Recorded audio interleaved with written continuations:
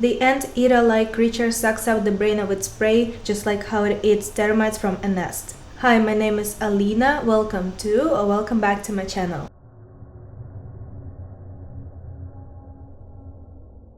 Around 4 a.m., a really strange scream scared a couple who were walking near the Xingu River in northern Brazil. They quickly hid behind a tree and saw a weird-looking person coming towards them. This person seemed like a man but was covered in animal hair and smelled really bad. It screamed again, making a scary noise that echoed through the forest, and then it vanished into the trees. All that was left were some round footprints in the dirt. The couple felt sick for a few days as if the smell had poisoned them, but luckily for them, nothing worse happened. A long time ago, a Yuja woman saw something scary and told her son about that. Years later, in 2019, the grandson shared the story with a researcher. It was about a creature called Calobo.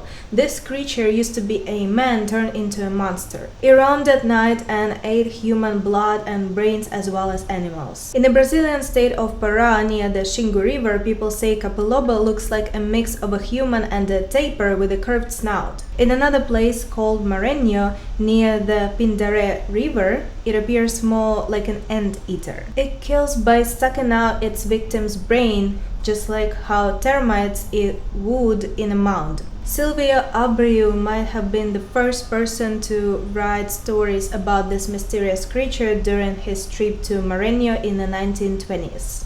Silvio was a young scientist from Rio de Janeiro. He went to Maranhão to learn about the babaçu palm, which could be very valuable. But he also wanted to study the land's geography and the indigenous people who lived there. Back then, in the early 1900s, most of Brazil's huge 3.3 million square miles were unknown to people of Portuguese descent who lived near the coast. The Guajajara people didn't want to share their stories with a stranger, as Abreu wrote in his book in 1931. It was hard for him to learn about the scary creatures they talked about, which he called Calobo. He thought these creatures were like werewolves, which are creatures from Portuguese stories that can change from human to wolf form. In Portuguese, lobo means wolf. In some of the stories Abreu heard, a Calobo would be born from a very old man who went crazy and went into the forest. He would start eating raw meat and change into this creature. Unlike many werewolf stories where the person turns back to normal, this creature would stay like this forever. During the 1900s, people talked about the Calobo, making it seem even scarier. Sometimes people said it had one eye and no mouth, and other times it was described with just one leg. But no matter what, it always had a loud scream and always seemed like it could not get enough to eat. One person, Luis de Câmara Cascudo, wrote a lot about Brazilian folklore during that time. He wrote about 8,000 pages. He said the Calobo was really evil and dangerous, like a machine that only knew how to kill and could not be reasoned with. People believed the only way to stop a Calobo was by shooting an arrow in its belly, which was hidden under its thick fur. Abreu found that the indigenous people he talked to thought the Calobo was a real animal. When he told them about the caged animals in a Rio de Janeiro zoo, someone asked him if they saw a Calobo there. Cascudo, however, was doubtful about its existence and thought that this story is only believed in by people who had alcohol problems. Today, experts see the Calobo as a myth from indigenous beliefs. It's a way to explain the dangers of the Brazilian forest in a human-like form, even though the creature itself isn't real. Cascudo thought that this creature, which could be seen as either ghostly or supernatural being, would only be known locally. But then the internet came along, and the internet's cryptozoologists have taken a liking to the Calobo. People started making drawings, stickers, and even t-shirts of this not-so-lovable creature known for eating brains. Many news stories about northern Brazil's indigenous people don't mention the most important thing they all agree on. There is no safe way to meet the Calobo monster. You either hide from it or it hunts you down.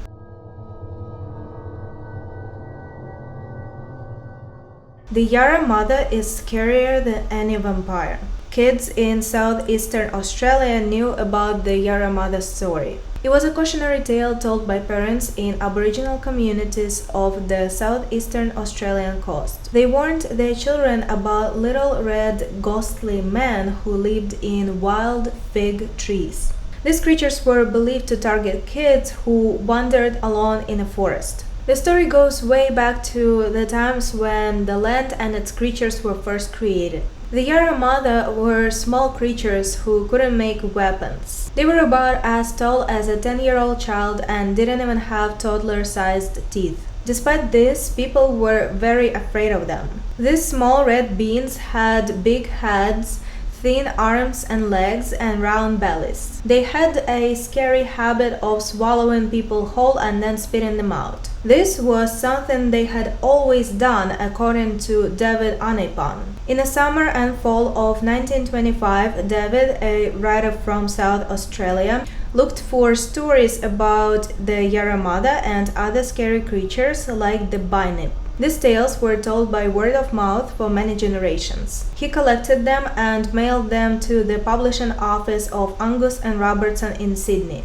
David wrote, "The Yara-ma-yha was a very funny guy with a weird way of acting after he caught someone. The Yara-ma-yha hunted like a cat jumping on its prey. He then put his hands and feet on the victim using octopus-like suckers on his fingers and toes to drink their blood." David wrote, "I should say that he doesn't drink all the blood, but leaves enough to keep the victim alive while he walks around to get hungry again.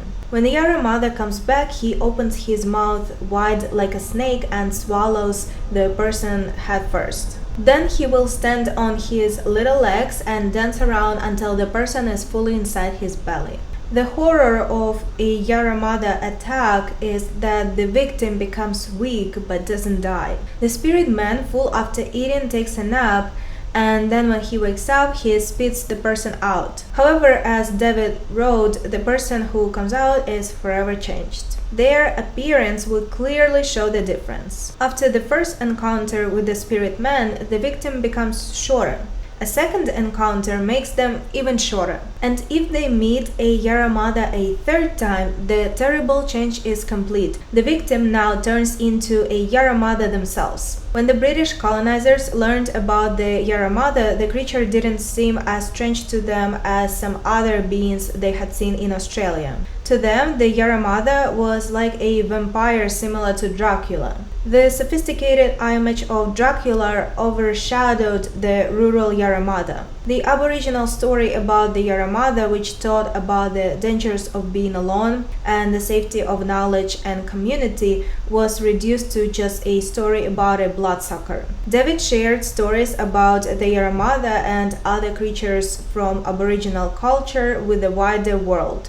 However, when David prepared his stories for a book, there was a misunderstanding between him and his publisher. Some people think it happened because David and his publisher had different ideas about who owned those stories. Others say it might have just been a mix-up. Whatever the reason, David's stories were published in 1930 by a Scottish doctor named William Ramsay Smith. Smith presented David's work as his own in a book called Myth and Legends of the Australian Aboriginals. David's book, Legendary Tales of the Australian Aborigines, was finally published in 2006, which was 75 years later than planned. The editors saw it as a way to make up for past wrongs by giving the stories back to the Aboriginal people. This happened around the time where there was a big interest in vampire stories.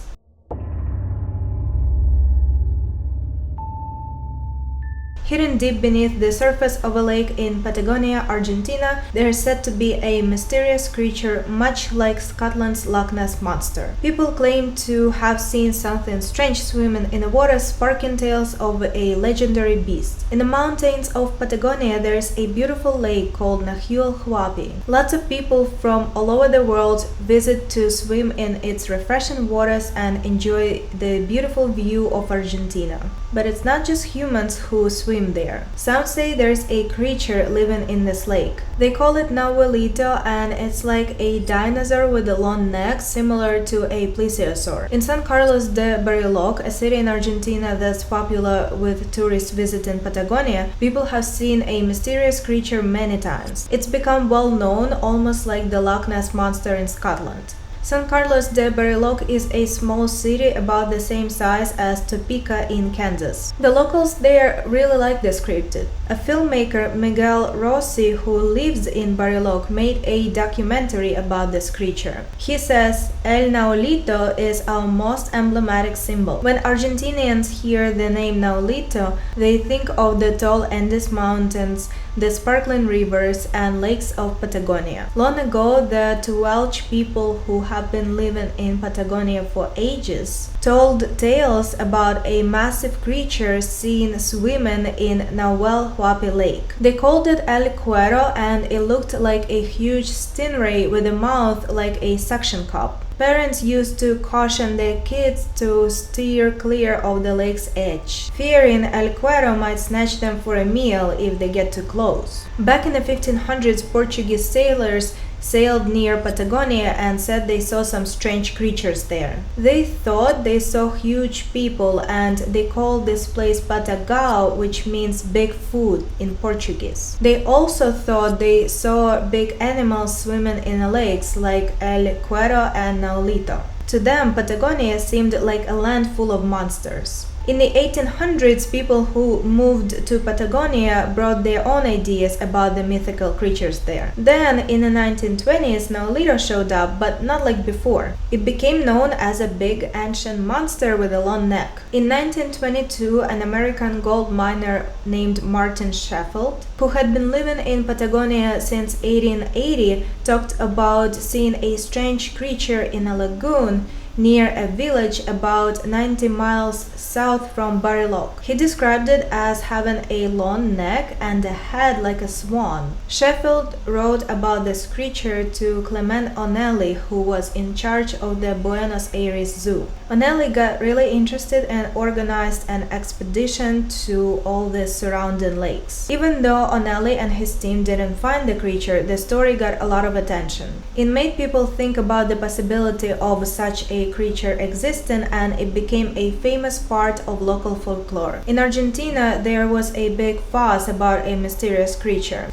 La Nación, a popular newspaper, said it looked like a plesiosaur. Other famous media also wrote long stories and drew pictures of this creature resembling a giant plesiosaur. Even a local cigarette factory made special packs called Plesiosaurio. It became a big deal in the arts too. A famous composer named Rafael D'Agostino even wrote a tango called El Plesiosaurio. And it wasn't just a local sensation. Newspapers from all over the world, like the Toronto Globe and the New York Times, talked about this strange creature from Argentina. In Scotland, people also started talking about a creature in Loch Ness that looked like a plesiosaur and got nicknamed Nessie. In 1923, there was a big celebration in a little town by a lake called Bariloche. There, a man from Italy who sold wood made a pretend version of Nahuelito, the lake monster. He used wood and a rough fabric called burlap. He charged a little bit of money for kids to ride on a fake monster's back. Pictures of this fun event were put in a newspaper, La Nación, and from then on, Nahuelito was connected with Bariloche. Nowadays, there's even a park in a city dedicated to Nahuelito. Filmmaker Rossi says you can't go anywhere in the city without hearing about Nahuelito. You can even see Nahuelito on the Nuestros Sabores chips packet.